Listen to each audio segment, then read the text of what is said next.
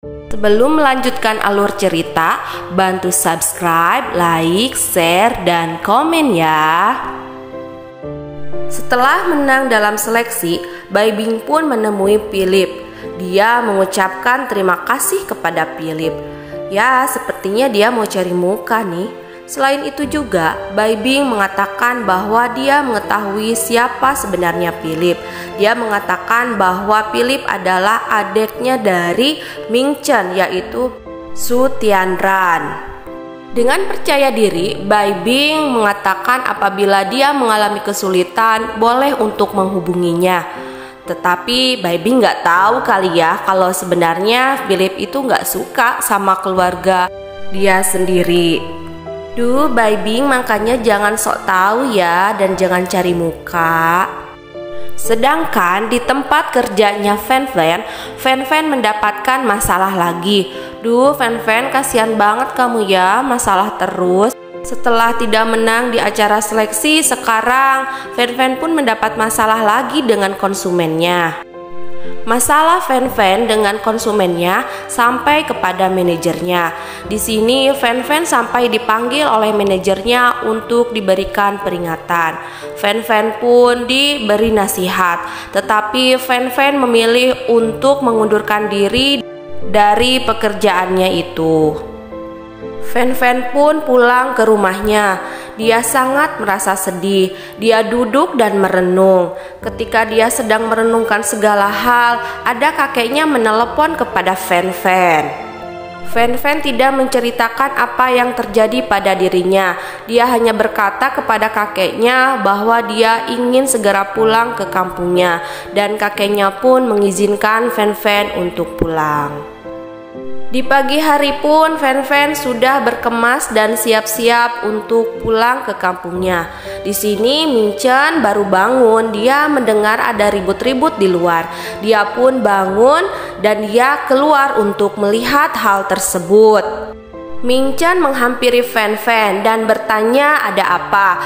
Kemudian Fan pun menjawab bahwa dia akan pulang ke kampung halamannya dikarenakan dia sudah tidak menang dalam seleksi, juga dia sudah mengundurkan diri dari pekerjaannya. Mendengar penjelasan Fan, Ming Chen pun tidak setuju atas apa yang akan dilakukannya. Dia malah menyuruh untuk mengembalikan barang-barang Fan ke rumahnya Fan. Dan barang-barangnya pun dikembalikan kembali. Di sini Fan dibawa oleh Ming Chen untuk mengikutinya ke rumah Ming Chen.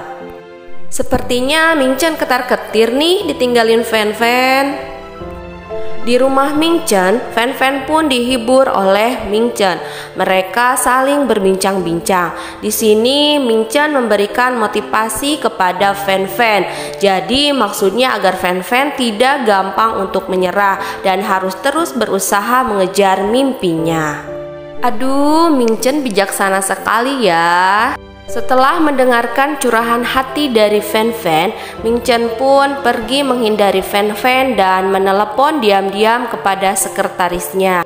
Tidak lama dari Ming Chen menelepon sekretarisnya, Fan pun mendapatkan kabar lewat teleponnya bahwa dia dipanggil untuk wawancara kerja, sampai membuat Fan menjadi senang kembali.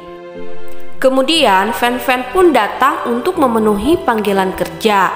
Dan pada hari itu juga ternyata Fan sudah bisa masuk kerja. Wah, hebat sekali ya Fan. Kabar Fan diterima kerja di hotel Anda sampai ke Bai Bing. Bai Bing sangat terkejut.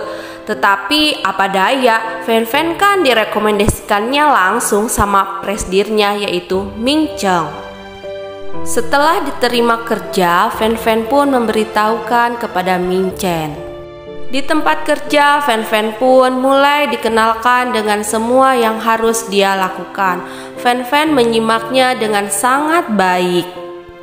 Dia pun bekerja dengan sangat tekun dan dengan sangat baik karena dia melakukannya dengan senang hati loh. Fan pun dengan mudah menyesuaikan diri dengan lingkungan kerjanya. Di perjalanan pulang, Fan merasa ada yang sedang mengikutinya. Dia merasa was-was dan berlari, kemudian dia sembunyi. Saat ada yang mendekat padanya, dia menyemprotkan bubuk cabai dan wah, kasihan sekali, siapa dia? Ternyata dia adalah Ming Chen. Ternyata yang mengikuti Fan adalah Ming Chen. Dia khawatir kepada Fan. Kemudian Fan akan membelikan obat untuk Ming Chen.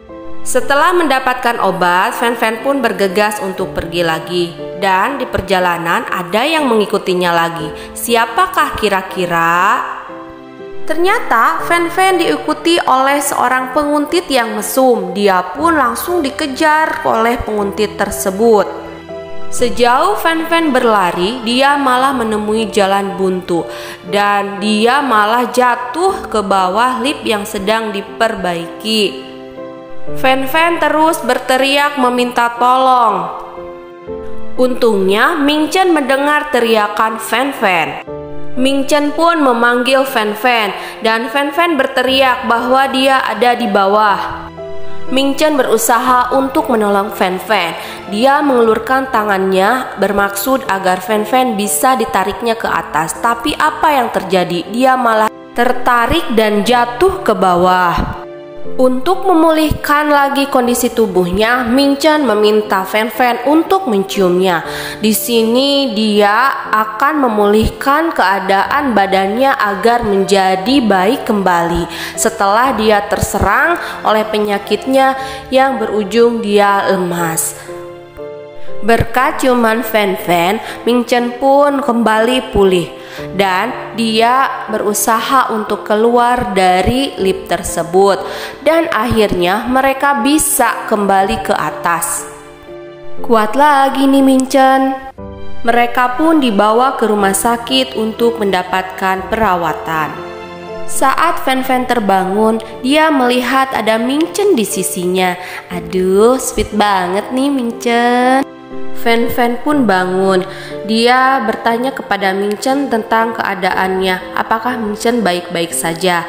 Dan ternyata Ming Chen juga baik-baik saja. Ming Chen mendekatkan wajahnya ke Fan sambil menatapnya. Ternyata ada yang ingin dia sampaikan ke Fan, bahwa dia tidak bisa hidup tanpa Fan. Aduh, gimana ya rasanya jadi Fan? Setelah mengatakan semuanya, Ming Chen pun menyuruh Fan untuk beristirahat. Setelah Ming Chen pergi, Fan berbicara sendiri. Dia mengungkapkan rasa sukanya kepada Ming Chen. Ternyata teman-temannya dan Ming Chen pun mendengarkan apa yang dikatakan oleh Fan. Di tempat berbeda, kakak Ming Chen yang perempuan mendatangi Ming Chen dan bertanya, apakah benar Fan bisa menyembuhkan penyakitnya? Ming Chen pun berkata kepada kakaknya, bukan itu alasannya dia bisa dengan Fan, akan tetapi dia memang mencintai Fan. Kakaknya pun memberikan saran kepada Ming Chen untuk merahasiakannya terlebih dahulu untuk menjaga perasaan Fan dan juga keselamatan Fan. Setelah kondisinya pulih, Fan pun kembali bekerja. Dia ditelepon oleh Ming Chen. Dia memuji-muji bos besarnya. Dia masih belum tahu bahwa yang dipujinya itu adalah Ming Chen sendiri. Pada saat itu pun Ming Chen mengajak Fan untuk makan malam bersama. Saat Fan akan memesan makanan untuk makan malam, dia bertemu dengan Philip di sana. Ternyata itu adalah tempat langganan Philip juga. Philip mengajak Fan untuk duduk bersamanya. Dia menanyakan kenapa Fan tidak mengikuti lomba. Fan menjawab dia ikut lomba, malahan dia sudah kalah. Mendengar itu, Philip pun menyuruh Fan untuk membawa anggur yang dia buat pada saat pertandingan. Fan pun menghubungi Ming Chen untuk memberitahukan bahwa dia akan datang terlambat ke acara makan malam mereka. Ming Chen pun mengizinkannya. Fan dan Philip pun pergi untuk menguji anggur yang dibawa oleh Fan saat kompetisi. Saat Philip mencobanya, dia bilang pada Fan-Fan bahwa tidak ada jenis anggur seperti itu di kompetisi. Di sini Fan-Fan merasa aneh.